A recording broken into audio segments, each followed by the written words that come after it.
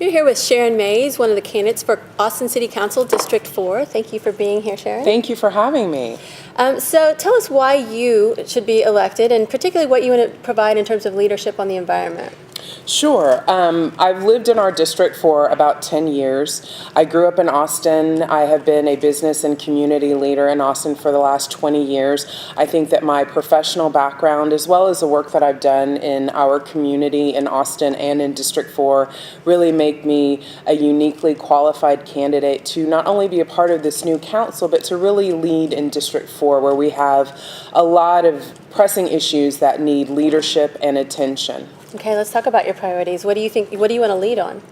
Affordability, of course, I'm sure we're hearing this all the way around, is a very big priority for District 4. We also have some public safety issues. We do have areas of crime in the district, but we also have some basic public safety issues like sidewalks and bike lanes and crosswalks, just our residents' ability to get around the area safely. Right. Transportation, of course, is a big one for our community.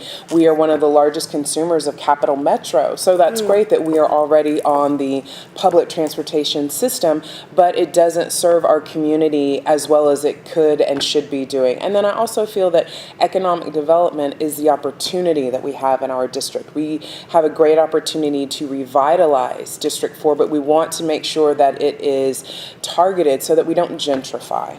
Right. Okay, so go back to transportation and say a little bit more about what you want to see happen. What you would help make happen? Well, first and foremost, I would say that Capital Metro, I think, is a resource that we have existing in Austin. We really need to look at Capital Metro and how we can optimize that resource. We need better routes, more frequent service, so that our current users and future users can see Capital Metro as a true, regular, and reliable form of transportation through Austin. And some of that is things from, there are areas in Capital Metro within District 4 and even throughout the city where we don't have sidewalks. They're not really bus stops, just a pole on the side of the road. There was a time in Austin when you saw like Capital Metro had carpool vans all over the place. Right. I don't know why that program went away, but I think that that's one of the kind of smaller things that we can do that don't require $1 billion bond. Right. Now you're not for Prop 1 right now. I am not for Prop 1 right now. And what do you think that rail is part of our plan, or what version of that would you see is necessary? You think we can do it all with buses and vans? Oh, no, we definitely need to have some form of transportation that is not sharing the streets with our cars. I was very excited about rail. I was for rail 14 years ago when it came up, and I was looking very much forward to it coming up again.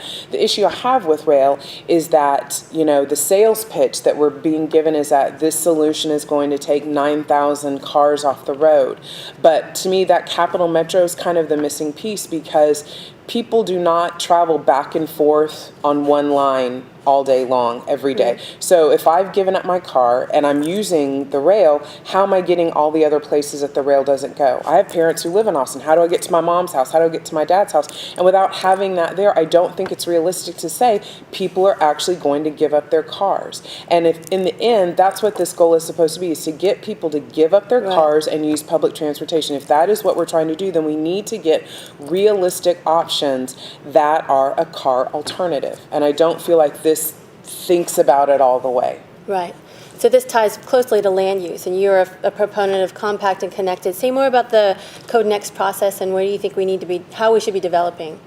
I think Code Next can be a great opportunity for our city to really look at how we're growing and how to improve upon it. From a residential standpoint, we are at a housing shortage. Affordable housing is hard to come by. We need Code Next to provide opportunities for people to, whether it's a granny flat or expand on their home, so that people can stay in their homes and expand on that property.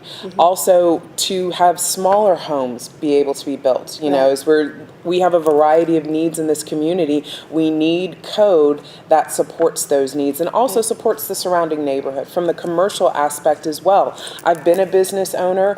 You will find a lot of small business owners in Austin that have said, I'm not going to open or expand in Austin because that code, it has shut businesses down. I think that we really need to look at how we are applying that code and how we're interacting with the customers, which are the residents of Austin, so that they're served.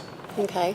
Speaking of serving residents, parks are one of our key public amenities. Definitely. And what is your vision for parks in Austin? Well, in District 4, we are the most densely populated part of Austin with the least amount of parks. And I think it's pretty obvious what that does to a community. You have a lot of people in a small space, and they have nowhere to go to. So your solution is? So our solution is we need more parks. With the North Austin Community Garden, that was a great project that included the Parks and Rec Department as well as other departments to bring an organic garden into this neighborhood. There are land opportunities in District 4. There's a Highland Park that we just got approved. That park needs funding from the city. You know, so that is one of the things that we need to look at, not only in District 4, but also in the city as a whole, to say, how can we be increasing or improving our existing parkland so that those are real resources. Okay, water, critical topic. Oh, yes. Less of it, more people. What are we going to do? Well, I think when it comes to water, we need to really attach our largest water user, which is Austin Energy, and move away from energy sources that are heavily dependent on water. You know, we citizens, we're told to conserve and don't water your lawn and use new appliances, but then our power source is the largest user of water. So I think that we need to really look at how we can be aggressively but responsibly moving away from creating energy in a manner that requires such a large use of water. And then every City of Austin project or every project that gets any form of funding or incentives from the City of Austin needs to follow that same path to say you are as conservative with water as possible. We need water to live, so we need to really be aggressively holding on to our water. Okay, you talked about the water consumption of energy. Where should we be getting our energy? I think solar is amazing. I mean, I think, you know, we've already seen solar being well received in the community. It's clean. It doesn't require water. The population is responding really, really well to it. So I think that solar is a really great alternative. Wind, of course, as well. Right. So what should we do about quickly? Decker? Close Decker. Fayette?